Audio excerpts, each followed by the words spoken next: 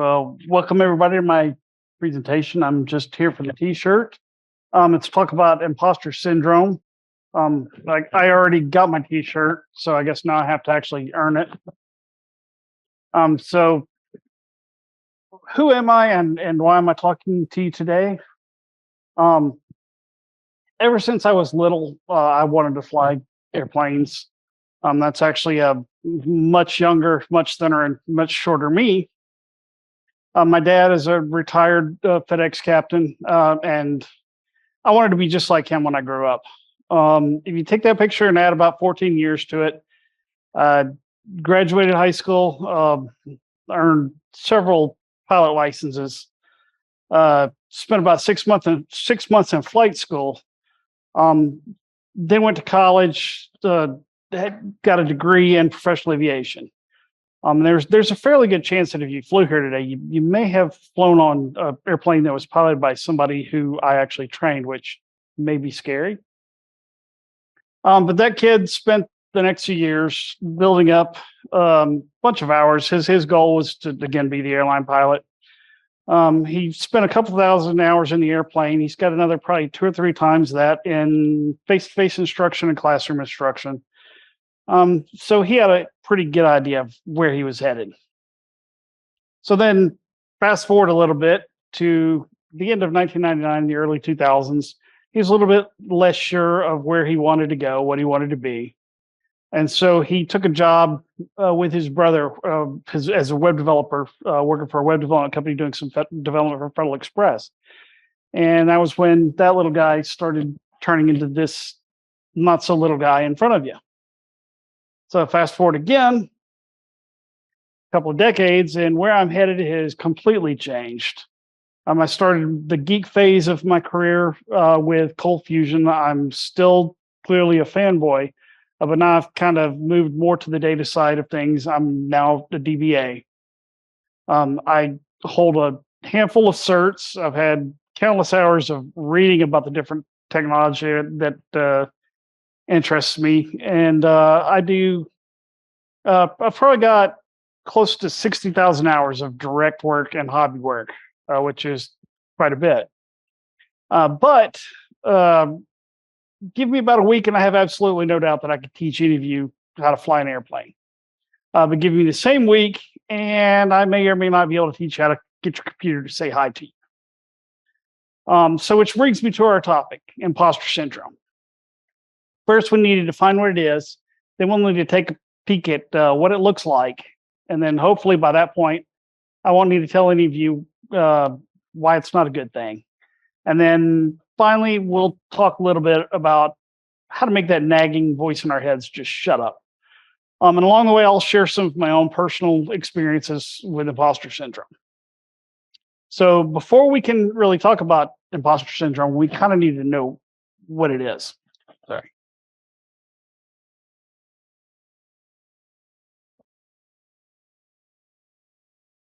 So by one definition, imposter syndrome is the chronic fraudulence, self-doubt, and inadequacy. So often you may think things like you've fooled everybody into thinking that you know what you're doing. Or maybe you just feel really lucky to be where you are. Or you may tend to bury yourself in your work so that nobody notices you. Or you may procrastinate because if you can't be found out if you never start. You may also like to work alone because that way, again, nobody can see you doing it wrong.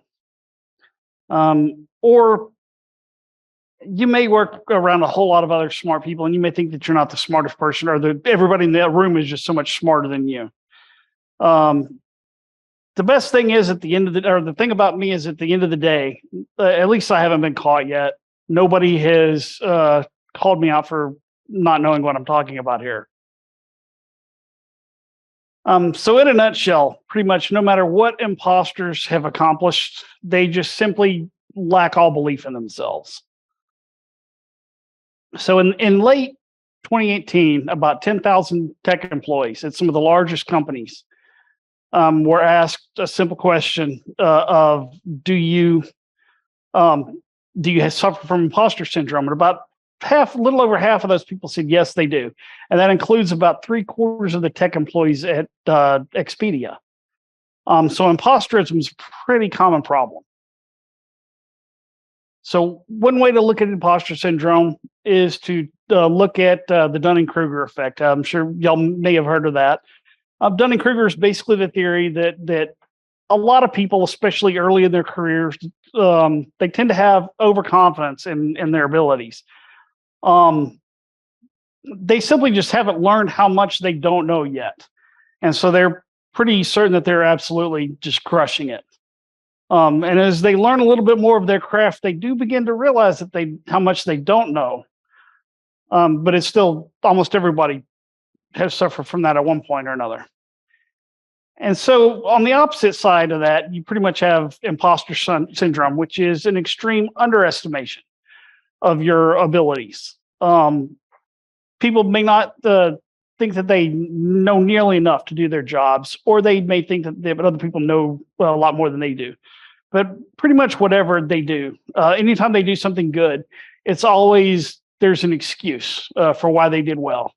As maybe by luck or mistake or just simple something bad's about to happen to them.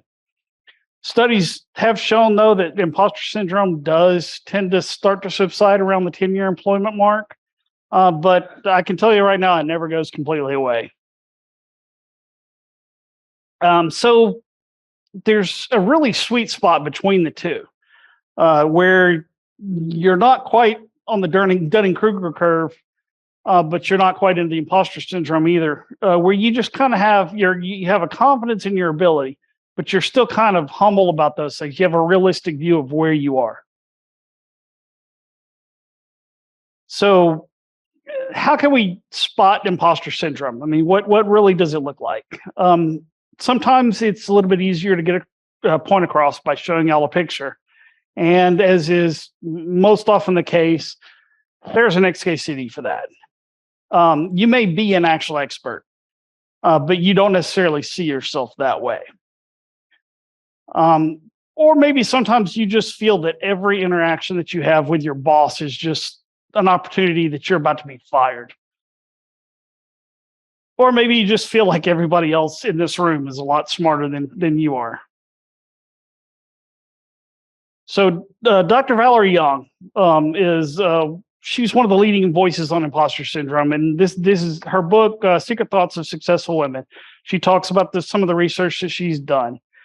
So now don't let the title fool you. It's not. She initially starts talking about how imposter syndrome affects women, but she became to realize that it affects men just as well, pretty much anybody. So in the very beginning of the book, she's talking about how she was sitting in class about 4 decades ago with a whole bunch of other really, really smart women. And then one of the students was reading a research paper that was written by two psychologists, Dr. Pauline Rose Clance and Dr. Suzanne Imes. And it was titled, again, The Imposter Phenomenon in High Achieving Women. She remembers feeling like the essay was pretty much written about her until she looked around and noticed every other person in that room was shaking their heads like they thought that it was about them as well, including the professor. And she thought, this is crazy. These are extremely smart women. How can they think that they don't know what they're doing? And so she realized that was a problem. So she organized a support group for these people to kind of talk about what they were experiencing. And then that group was constantly being added to by all sorts of people, both men and women. And then it just kept growing and growing and growing. And she realized that this was a much bigger problem than she initially thought it was. So she's ended up spending much of her career studying imposter syndrome, and most of the things that you'll probably read about imposter syndrome probably have roots in a lot of the research that she's done. So one thing that she did find out is that imposters have somewhat a distorted view of what they consider to be competence rather, but they all define it a little bit differently. But she did recognize that there were 5 basic types of imposters. She recognized the perfectionist, the expert, the soloist, the natural genius, and the super person. So do you feel like when you've made a mistake in your work that is a big failure, that you just didn't do it at all right. So the perfectionist is focused very heavily on the details of how things are done. They see any small flaw as a big failure, and they feel like if everything isn't just absolutely perfect, then they just totally blew the project. They don't like to delegate it because delegate issues because they think they're the only ones that can do it right, or that they need to be the one that does it right. And they often way over prepare, which makes for some really good work, but it also sets up the inner expectation of perfection, so that when they actually do fail, and they will eventually make a mistake, it's just way amplified for them. They also tend to procrastinate a lot because they don't want to start until they know exactly how to make things perfect. So to overcome this, see, you have to realize that some things don't take a lot of effort to get done. You want to focus on the important things, but not so much on the minor details. You have to understand that good enough is really good enough. And then it's okay to fail. I mean, if you make a mistake, the world's not going to end. It'll keep going. You will ship code that has bugs in it. You can just fix them later. And it's more important to release the product than it is to just hold back until it's perfect, because like the saying says, perfection is the enemy of done. You will never complete something if you always want it to be perfect. And as a perfectionist, your perfection may end up slowing down other people who rely on you to get things done. So it may cause the project to fail overall because people needed your stuff before they could keep moving with theirs. So do you sometimes maybe feel like you're just not smart enough to get your job done? The expert is somebody who likes to focus on how much they actually know about the topic. Don't confuse them with a know-it-all. They're not a know-it-all because they don't feel like they're an expert. They just think that they should be. They never think that they know enough. They quite often want to know everything about a task or everything about a subject before they're willing to take any kind of risks. And they always want to learn more or be more to do their jobs. And certifications are pretty huge with experts. And they're very similar to the perfectionists, but they're more about the knowledge side than the action side. They just simply never feel like they're qualified enough to get the job done. So to overcome this, you just have to understand that nobody knows everything. Everybody has different strengths and weaknesses in how they do things. And then you need to learn where your limits are. Limits don't make you weaker. They just are there. You also need to respect your limits. Don't be afraid to ask for help when you actually need it. And then even an expert still has a lot to learn. I think anybody who knows a lot about anything will tell you first off that there's so much more that they could learn. And people spend entire lifetimes learning about things, but still always find that they've got more to learn. So now when you need help with a new tasks, are you afraid to ask your coworkers because you think that if you ask for help, then that may mean that you don't know what you're doing? The soloist is somebody who is focused on who completes the task. They don't want to ask for help, or they feel like they shouldn't need the help because if they need help, then that's a failure on their part, even if they're praised for the work that they've done. Not asking for help can lead to taking longer to complete a task, causing it potentially to fail because you took too long. And they tend to avoid working with other people so that, again, nobody will realize how clueless they are. They probably did pretty well during the COVID quarantines because virtual work suits the soloists pretty well because they don't like to be around people much anyway.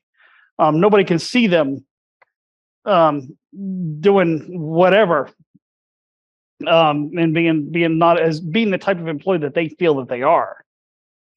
So to overcome this, you really need to learn to recognize the value of the resources that are there, the people that are there to help you. Learn to evaluate which of those resources are helpful, which are the ones that you need to rely on. Getting help is not a bad thing, and it's not a weakness. Also, that your work just doesn't have to be simply amazing to be useful. So I guess just roll with it. So sorry. Now, sometimes does your job sometimes feel like it's just not as easy to you as it is to other people, your coworkers? Should your job be easier? That's where the natural genius comes in. They're focused on how easy the task is. They have an over reliance on their inherent abilities, and they feel that they just simply aren't smart enough. If the task wasn't easy, if they have a tough time, it should have just been easier. If they were a real programmer or whatever, then it wouldn't have been hard. They also feel like a failure if they don't already know how something is done, or if they have to work hard to get there. So to overcome this one, it's important to realize that more often than not, things require effort, especially hard things. It may take some time to be successful. That's not a weakness. That's just learning. You also aren't expected to immediately know everything about something. And just because you hit a roadblock or something is hard, it doesn't mean that you're a failure. And no matter what the task is, just like with the perfectionist, you'll get better with practice. Your 10th time of doing something will be much better than your first time of doing it. So do you take on as many tasks as you possibly can, just so that you can seem more capable than you actually feel? The super person is focused on how many different roles they can juggle at the same time. They feel like they should be able to do it all on their own. They have to be able to be useful for a task. They should be able to do every role. They should automatically know how to do it, and they should all be able to do them all well. This sort of imposterism is very often felt by working moms. And these imposters are very, very susceptible to burnout because nobody can do the work of multiple people for very long. These people were probably actually most impacted by the COVID quarantines because there was nobody there to really keep them in check, to keep their overwork in check. And so they were really easy to burn out. They probably quit pretty soon after they got back to work because they just were exhausted. So to overcome this one, first thing you need to remember is it is okay to say no. Learn how to delegate and don't take on more responsibilities, more tasks than you really should, than you really need to. There's another one where you really must understand and respect your limits. You don't have to do everything on your own. You do not want to burn out. And this type of imposterism also sends a pretty bad message to the people who look up to you, like junior developers or even your kids. So these categories have quite a bit of overlap, and most imposters probably fit into multiples of these. These aren't really hard and fast rules. These are just some common groupings of behaviors that were observed. So just kind of ask yourself, which type am I? The more I've learned about imposter syndrome, the more I've tried to pay attention to what my own feelings were, and I'd be pretty confident to say that I think I've seen every one of these in myself. So now, most people who experience imposter syndrome are often very intelligent and very capable people who work in difficult fields, and IT definitely meets that qualification. So, as I said earlier, it was originally thought that imposter syndrome only affected women, but later research showed that it affected men just as often. And then at some point in their career, roughly 70% of people have experienced imposter syndrome in some form or another. So I originally began thinking about imposter syndrome several years ago. Back in about 2012, roughly, a coworker invited me to go to a big .NET conference with him, and that's was pretty far out of my wheelhouse. I didn't know anything about .NET, but I kind of let him talk me into it. And some of the non.NET sessions sounded like they made sense, were interesting, so I went with him. I didn't know anybody there except for him. So, how many of you have used HomeSite before? Yeah. It was written by Nick Bradbury back in the end of the 90s, and then it was sold to Alaire. Well, Nick was the keynote speaker. And so at the very beginning of the speech, he mentioned that his work with HomeSite and Cold Fusion. And I kind of started my career with that. So I got a little bit excited when he said that, and I kind of let out an involuntary woohoo for him. And then I was a little bit terrified because every single eye in that auditorium turned and looked right at me or in my direction. So I pretty much did the only thing that I could think to do. And I just turned to my right and looked at my friend. So I'd probably be willing to bet that I'm probably the only person who even remembers that keynote, probably Nick included. But I mean, it definitely left an impact on me. I had a really good time at the conference. I met a lot of really good people, made some good connections. But when I got back home, I crawled back under my rock. I didn't go to another major cold fusion or another major conference or participate in any non-cold fusion activities for a couple of years. I was pretty humbled and I kept my head down. And that was when I first learned about imposter syndrome. So at the time, I was also the co-manager of the Nashville Cold Fusion User Group. And I recognized that I'd been feeling like an imposter for a while. And so I thought, hey, I'm going to do a talk about imposter syndrome.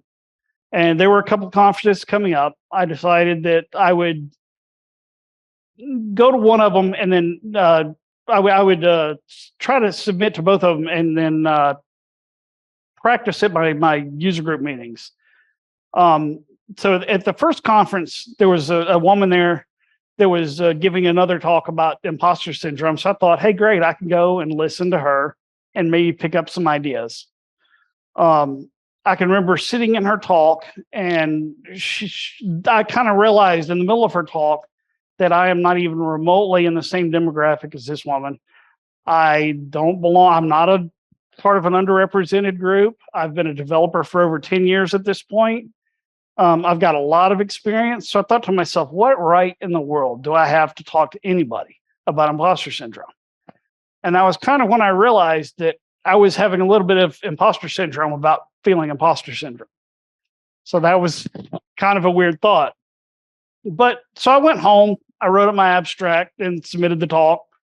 It did not get accepted, which really didn't help the imposter syndrome. I kind of shelved the idea and put my head back down. And that was roughly 10 years ago. And this is honestly the first time I've even talked about it in front of other people.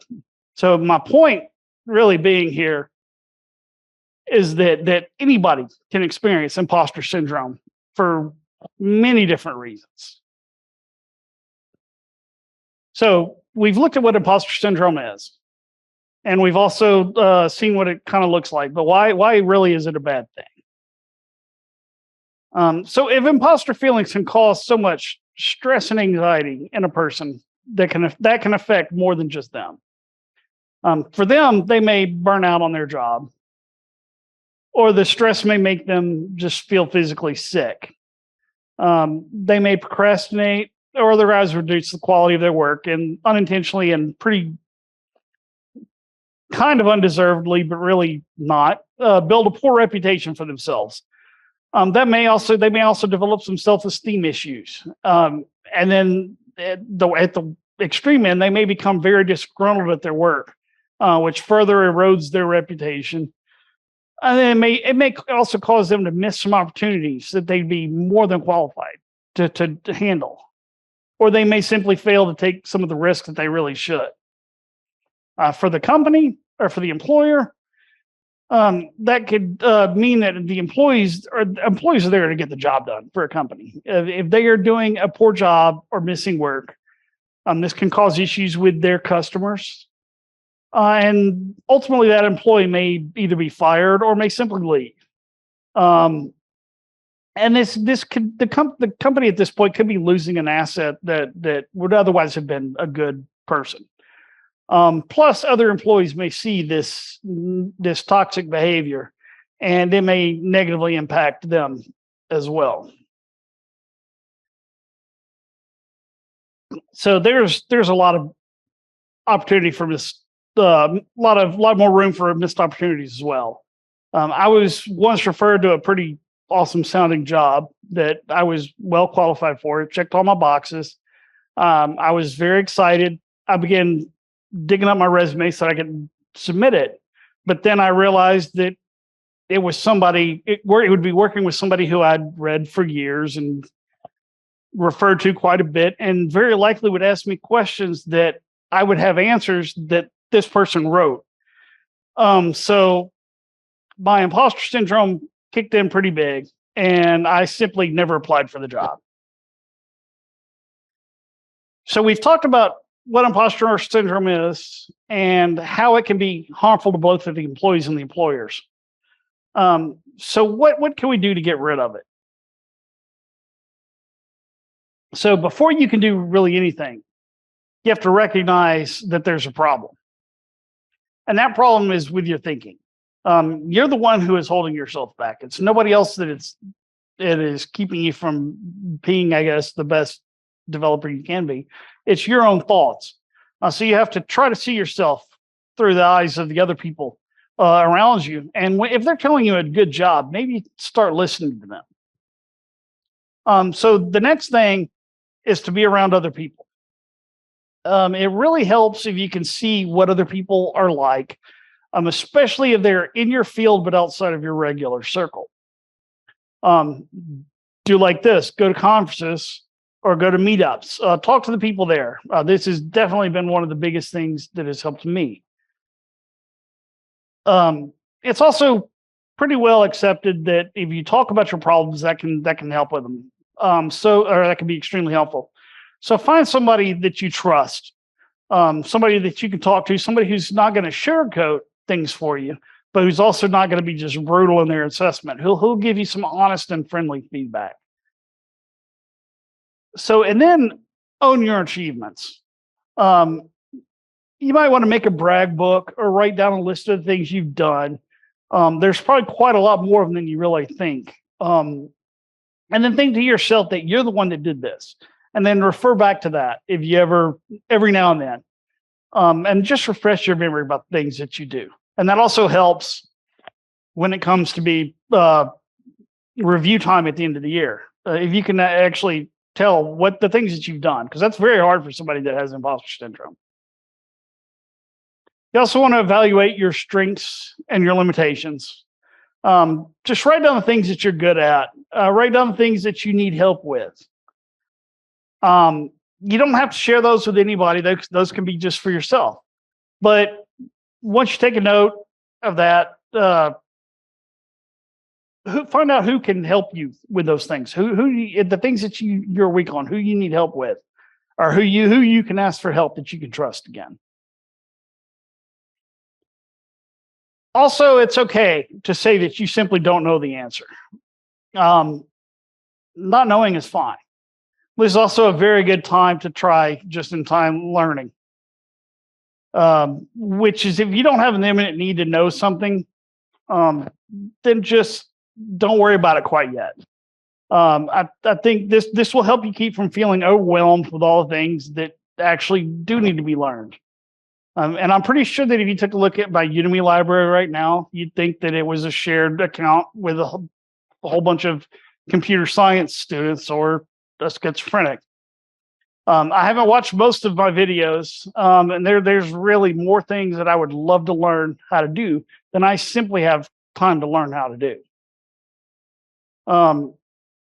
So you've probably seen this graphic or one similar to it. It pretty well describes the reality of what imposter syndrome is. You feel like you know so little, and everybody else is just knows so much more. But the reality of the situation is everybody knows something different. Everybody has different skill sets. One person may be really smart at one thing and not quite as smart as the thing that you're in. But you don't see it that way. You see how you see everybody just you see their best days, and you compare it to yours, and you just don't know how you don't realize that you probably know more than you think you do. So when you begin to think like the image on the right, sorry, you can begin to shut down that inner imposter. So you should also need to know that nobody is perfect all all the time. Whoops, sorry. Um, what's that?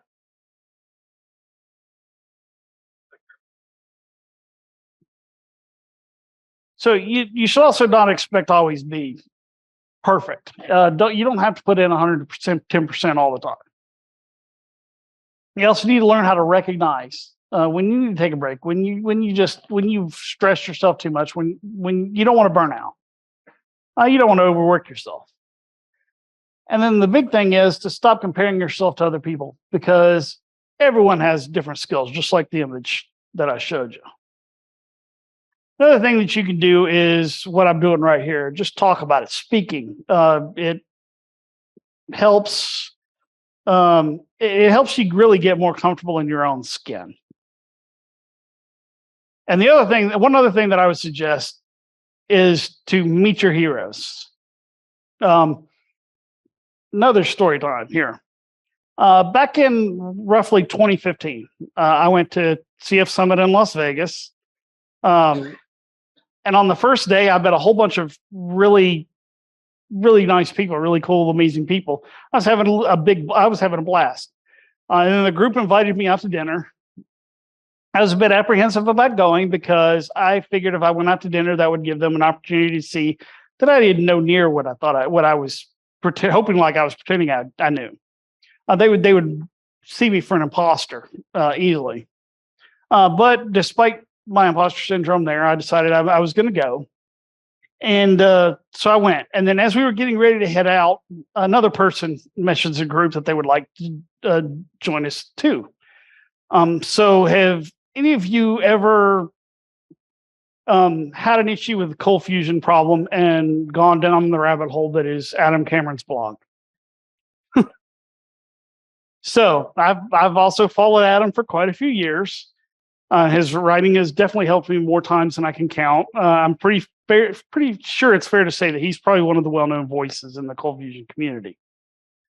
And so when I found out that I was about to have dinner with a celebrity, my imposter syndrome, which was already hovering about a 9 or 10, cranked way up past 15. And I pretty much almost bailed on dinner again right there. But I'm pretty glad I went.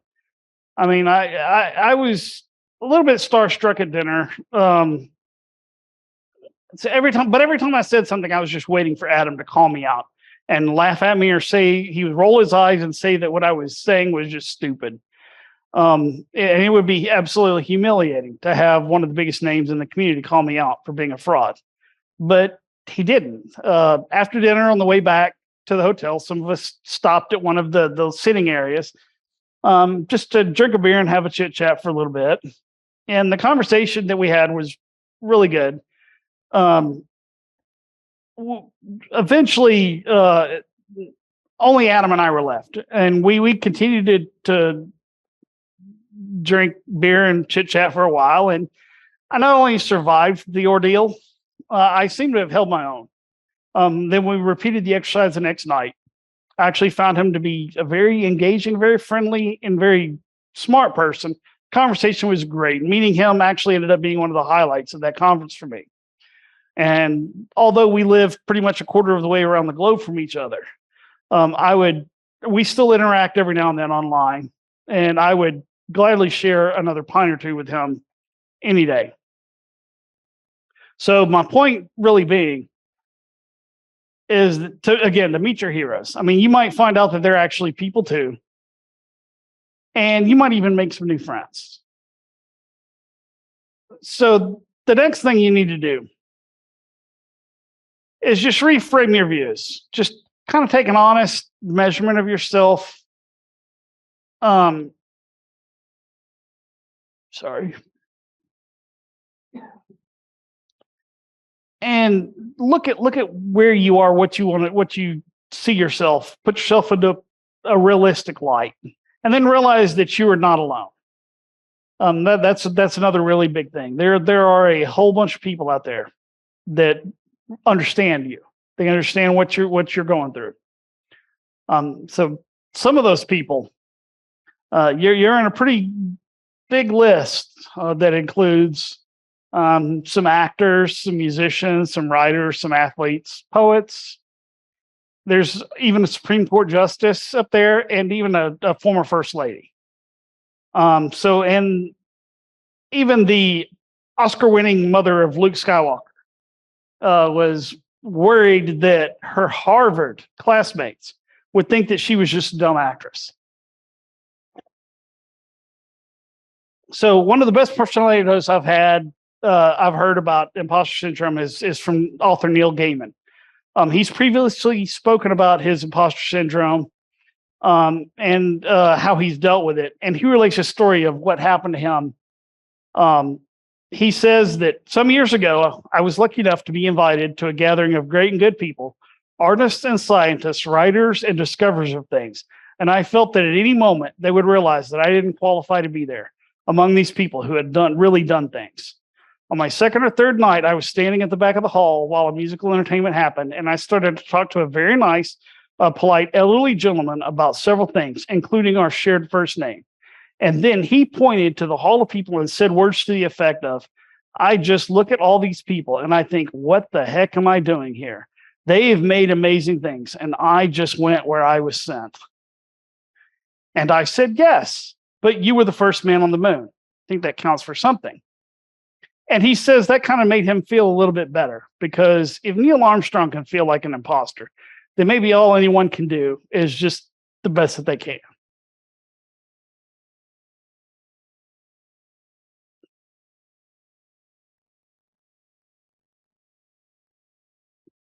So